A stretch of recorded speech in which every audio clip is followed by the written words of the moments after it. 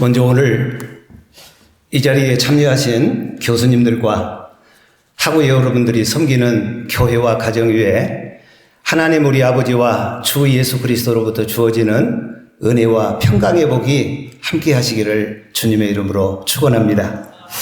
이 시간에는 봉독해드린 본문에 있는 말씀을 중심해서 평안하여 든든히 서가는 교회, 이런 제목으로 말씀을 드리겠습니다.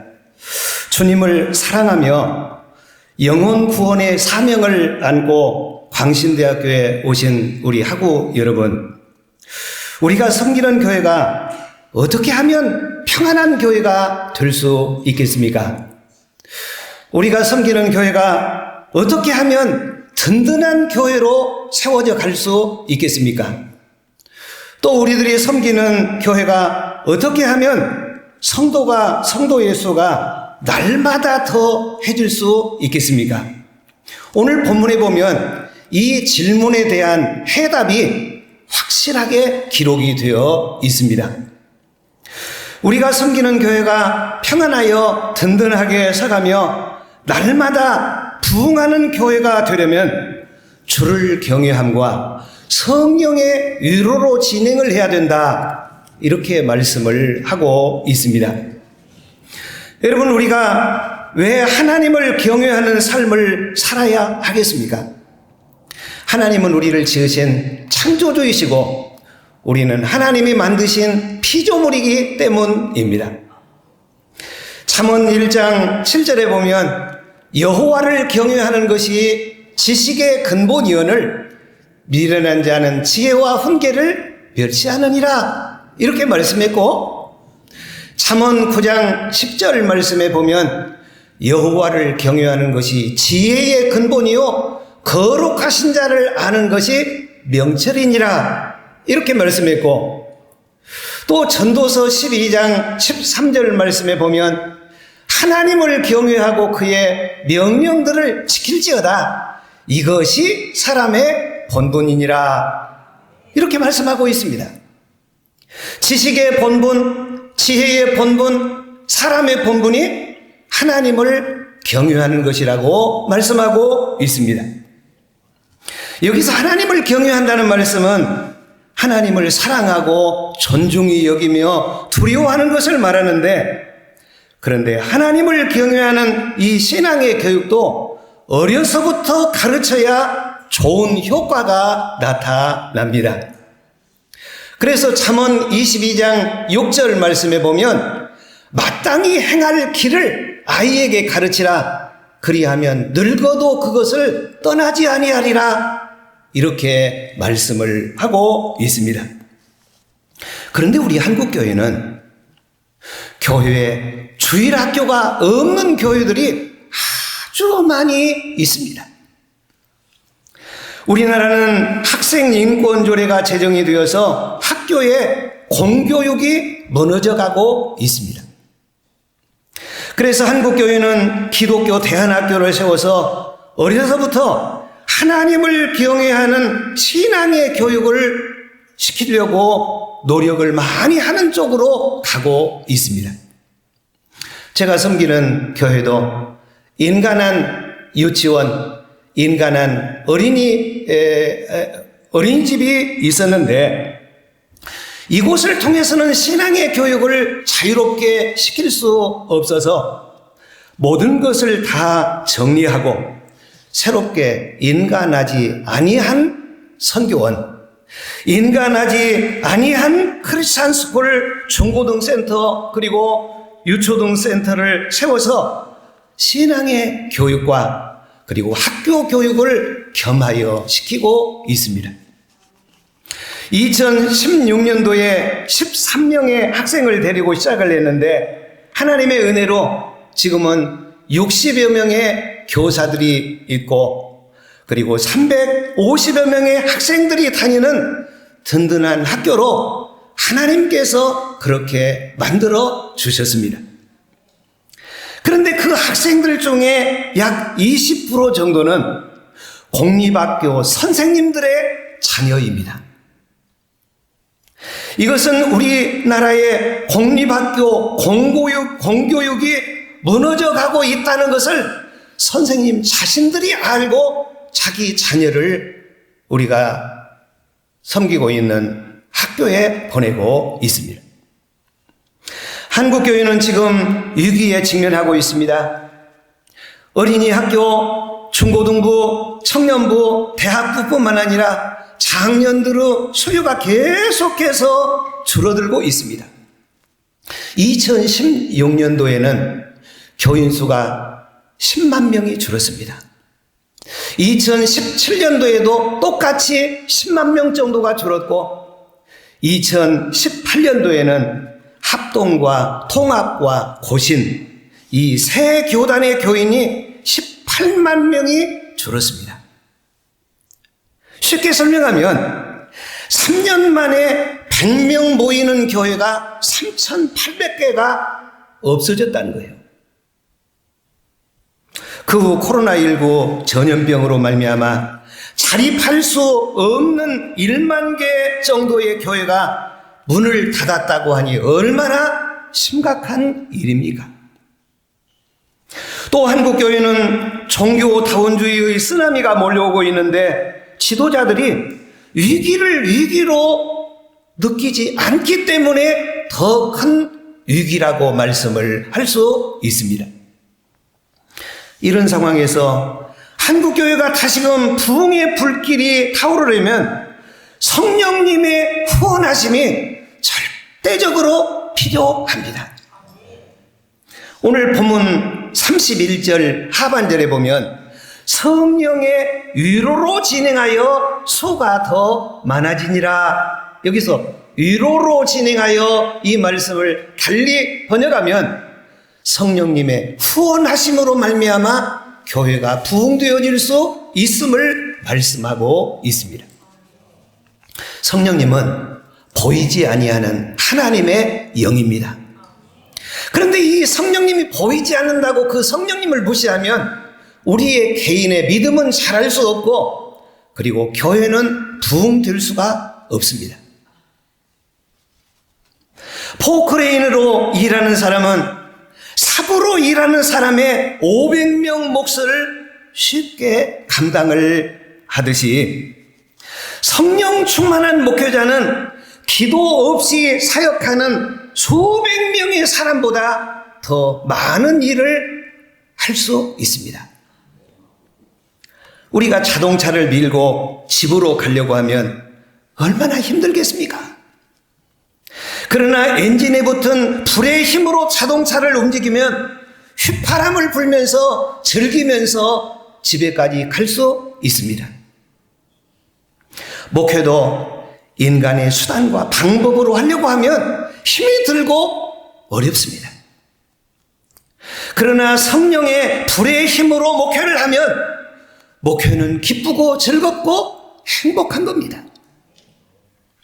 물이 없는 바닷가 모래사장 위에서는 뱃놀이를 할 수 없습니다.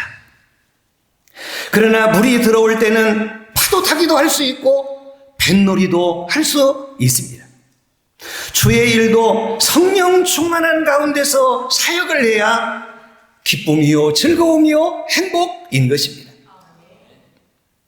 참깨가 100바퀴 굴러가는 것보다 큰 호박이 끼우뚱 한 번 하고 구르는 것이 훨씬 멀리 갑니다. 참새가 종종걸음 치면서 100보, 200보 걷는 것보다도 큰 독수리가 날개를 휙 저으면서 잠깐 나르는 거, 그게 훨씬 멀리 갑니다. 하나님 앞에서 인간이 수고하고 애쓰고 땀을 흘리는 것은 마치 헬리콥터 앞에서 부채질하는 것이나 포크레인 앞에서 삽질하는 것에 지나지 않습니다. 평안하여 든든히 서가는 교회가 되려면 성령님의 도우심이 절대적으로 필요합니다. 여기 절대적이라는 말을 사용해도 틀리지 않을 정도로 주의 일은 인간이 하는 것이 아니고 성령님의 도우심이 있어야 됩니다. 우리가 성령님의 도움을 받으려면 반드시 하나님의 말씀을 붙잡고 간절한 기도가 있어야 합니다. 성령님은 교회를 진리 안에서 하나 되게 하는 영입니다. 에스겔 11장에 보면 내가 그들에게 한 마음을 주고 그 속에 새 영을 주며 그 몸에서 돌 같은 마음을 제거하고 살같이 부드러운 마음을 주어서 내 율례를 따르며 내 규례를 지켜 행하게 하리니, 이렇게 말씀하고 있습니다. 성령님은 첫째로 한 마음, 곧 일치한 마음을 주십니다. 교인 수가 적어도 성령님이 돕지 않으면 여러 소리가 나는데, 아무리 성장하고 수가 많은 교회라 할지라도 성령님이 그 교회를 지배하면 교회가 한 마음으로 잠잠한 가운데서 은혜 속에서 행복 속에서 교회 생활을 하게 됩니다. 두 번째로 돌 같은 마음을 제거하고 살처럼 부드러운 마음을 주신다라고 말씀합니다. 강팍한 마음을 성령님이 제거해 주시고 온유한 마음, 겸손한 마음, 그런 마음을 성령님이 주신다는 거예요. 그리고 세 번째로는 주의 율례와 규례를 지킬 수 있는 힘을 주십니다.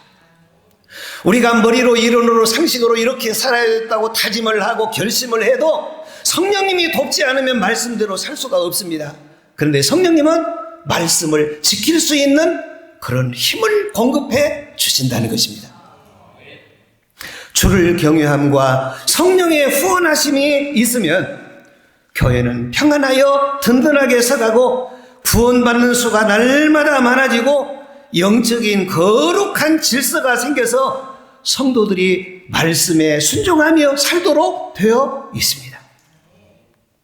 사도행전 6장 7절에 보면 하나님의 말씀이 왕성하여 예루살렘에 있는 제자의 수가 더 심히 많아지고, 이렇게 표현하고 있고, 사도행전 12장 24절에 보면 하나님의 말씀은 흥왕하여 더하더라 라고 말씀했고, 사도행전 19장 20절에 보면 주의 말씀이 힘이 있어 흥왕하여 세력을 얻으니라 라고 말씀하고 있어요. 그러니까 강단에 하나님의 말씀이 왕성해야 교회가 부흥이 되어진다 하는 사실입니다. 설교만 잘한다고 해서 교회가 다 부흥되는 것은 아니지만, 그래도 하나님의 말씀은 교회 안에서 강단에서 왕성할 때 성령께서 역사하셔서 우리 주님이 교회를 부흥시켜 주시는 것입니다.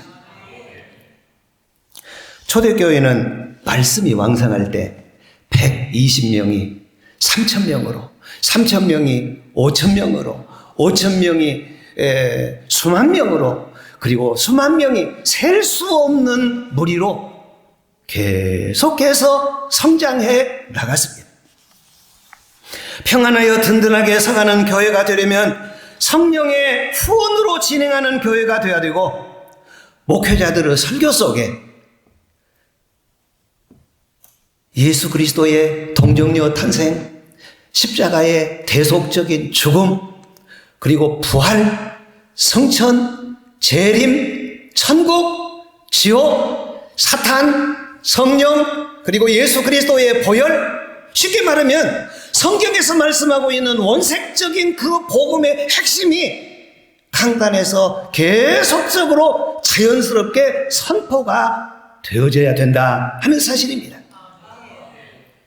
하나님의 말씀이 왕성해야 할 그 강단에 어떤 교회는 유행가가 왕성하는 교회도 실제로 있습니다.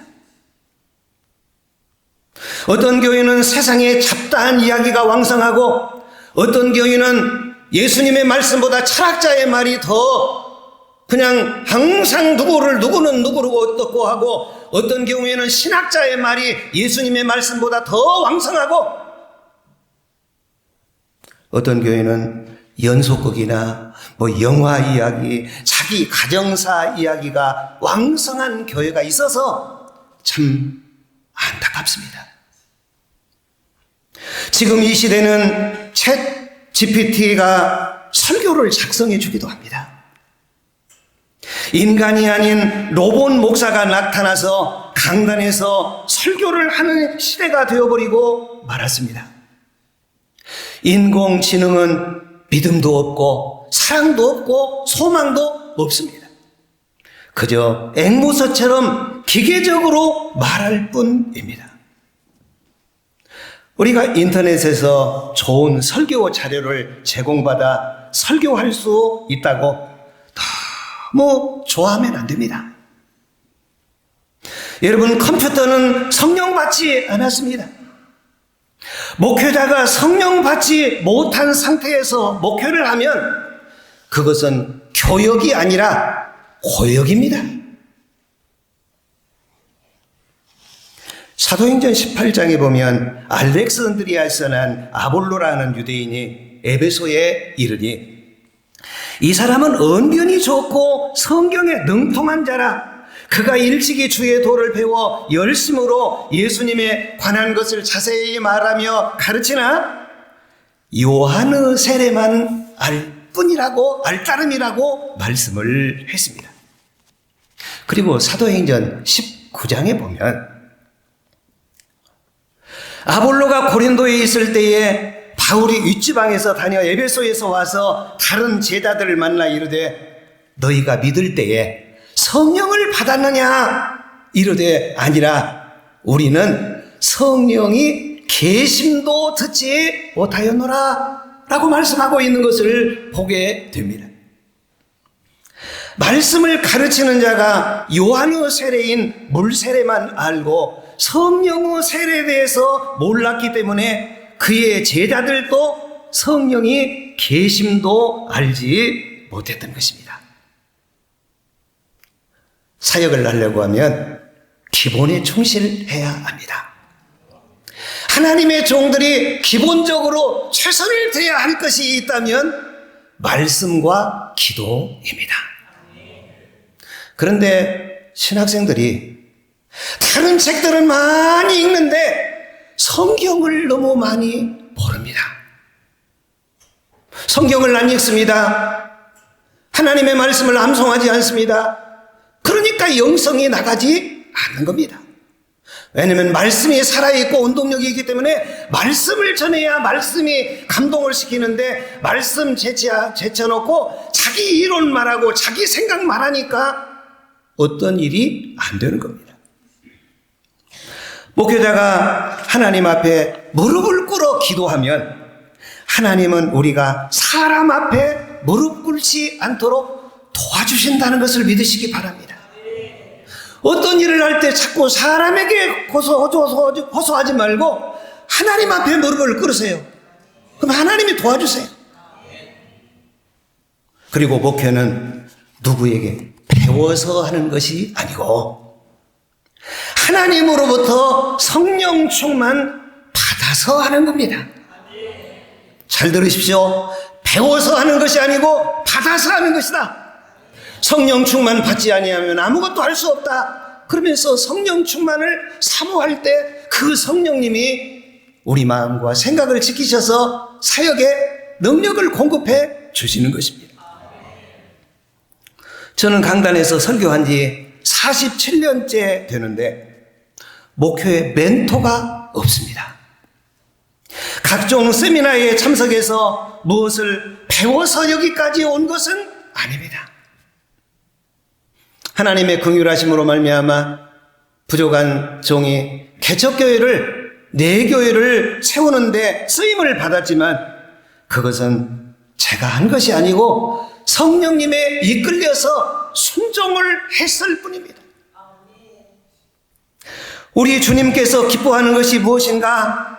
그것을 생각하다가 성령님께서 마음을 움직이면 육적으로는 힘들지만 성령님의 감동하심에 순종을 하려고 노력을 해왔습니다. 아내와 둘이 개척을 시작해서 지금까지 어떤 프로그램을 돌려가지고 수천 명의 성도들이 온 것 아닙니다. 전적인 하나님의 은혜요 성령님의 도우심으로 여기까지 왔습니다. 말씀을 붙잡고 성령님의 인도하심에 순종했더니 나머지는 다 하나님께서 하셨어요. 그래서 영광 받으실 분은 하나님 한 분밖에 없습니다.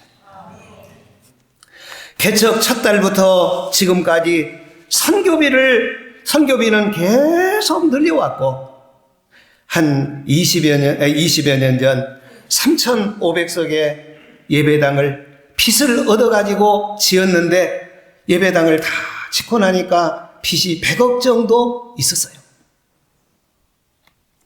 그리고 후에 초등학교와 중고등부 건물을 지을 때도 그래도 그 선교비만큼은 줄이지 않았어요. 지금도 저는 빛 가운데 거하는 주의 종입니다. 뭐 말인지 이해가 안 갑니까? 지금도 교회에 부채가 많이 있다는 말이요. 빛 가운데 거하는 주의 종인데 그래도 교회 예산의 50%는 선교하는 데 쓰고 있습니다. 제가 섬기고 있는 교회는 소수의 교회들이 연합해서 이스라엘의 9개의 성경학교와 222개의 개척교회가 세워지는데 쓰임을 받고 있는데 그 중심부에 아주 작고 작은 겨자씨 하늘 같은 교회가 있습니다. 코로나 팬데믹 이전에 2주간 동안 이스라엘의 개척교회 한 50여 교회를 방문해서 목사님들 사역을 어떻게 하는가 다 지켜보고 격려하고 위로하고 왔던 적이 있습니다. 그러나 지금은 이스라엘이 팔레스타인 하마스와의 전쟁 중이기에 언제 선교의 문이 닫힐지 모릅니다. 물이 들어올 때 배를 띄워야 한다는 말이 있는데 선교의 문도 열려 있을 때 해야 합니다. 우리가 말씀 선포 잘 하는 것도 중요하지만 말과 행실과 믿음과 사랑과 정절에 대해서 믿는 자에게 본이 되는 것도 똑같이 중요합니다. 우리는 주님의 이름으로 병 고치고 귀신 쫓아내고 권능을 행하는 것도 능력이지만 하나님을 경외하며 성령의 후원하심으로 말미암아 주님 앞에서 거룩하게 사는 것, 경건하게 사는 것, 깨끗하게 사는 것, 그리고 겸손한 것도 능력입니다.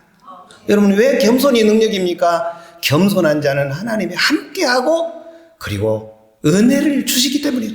하나님이 함께하는 거 그게 능력 아닙니까? 그런데 겸손도 내가 겸손하려고 마음 먹는다고 겸손이 되는 것이 아니고 엎드려 기도하며 겸손 달라고 기도해야 합니다. 하나님의 종들은 물질적으로도 깨끗해야 되고 이성적으로도 깨끗해야 되고 신앙적으로도 종교다원주의에 물들지 않고 깨끗해야 됩니다. 능력 있는 종도 좋은데 하나님 앞에서 정직한 종 돼야 됩니다. 신실한 종 되는 거 그게 중요해요. 결론으로 말씀드립니다. 우리가 섬기는 교회가 평안하여 든든하게 서가며 날마다 구원받는 수가 더해지기를 원한다면 하나님을 경외해야 되고 성령의 후원하심을 기다리며 하나님 앞에 무릎을 꿇고 기도를 많이 해야 합니다. 기도한 것만큼 무릎 꿇은 것만큼 하나님이 도와주십니다. 주님의 재림의 날이 날마다 점점 가까이 오고 있는 이 종말 시대에 그리스도의 정결한 신부로서 거룩을 유지하며 많은 사람들을 옳은 길로 생명의 길로 인도하는데 존귀하게 쓰임받는 하나님의 사람들 되시기를 주님의 이름으로 축원합니다. 기도하겠습니다. 어제나 오늘이나 영원토록 동일하신 하나님 아버지, 부족한 저희들에게 하나님의 교회를 섬길 수 있는 기회를 주심을 감사합니다. 우리가 섬기는 교회의 강단이 성령과 능력과 큰 확신으로 오염되지 않는 바른 복음이 선포되어지게 하여 주시옵소서. 한국교회가 종교다원주의로 가지 아니하고 진리 안에서, 성령 안에서, 말씀 안에서만 하나가 되게 하여 주시옵소서. 독소조항이 담긴 나쁜 포괄적 차별금지법이 제정되지 않도록 막아 주시옵소서. 우리의 조국 대한민국이 정의와 공의의 터 위에 세워진 나라가 되게 하여 주옵시고, 우리나라와 한국 교회를 악에서 구원하여 주시옵소서. 우리나라가 아버지의 방법으로 자유통일이 이루어져서 열방을 향해 힘써 선교하는 민족과 한국교회가 되도록 긍휼을 베풀어 주시옵소서. 성령 충만한 믿음 있는 광신대학교가 되도록 은혜를 입혀 주시옵소서. 우리가 섬기는 교회도 평안하여 든든하게 서가며 열방을 향해 힘써 선교하는 교회가 되도록 은혜를 입혀 주시옵소서. 우리의 유일한 구원자가 되신 주 예수 그리스도의 이름으로 기도하옵나이다. 아멘.